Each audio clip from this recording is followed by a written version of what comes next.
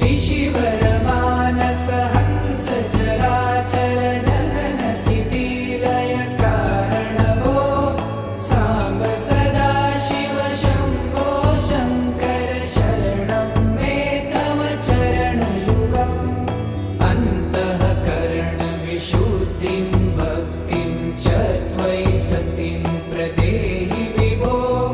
साम्ब सदा शिव शम्भो शङ्कर शरणं मे तव चरणयुगम्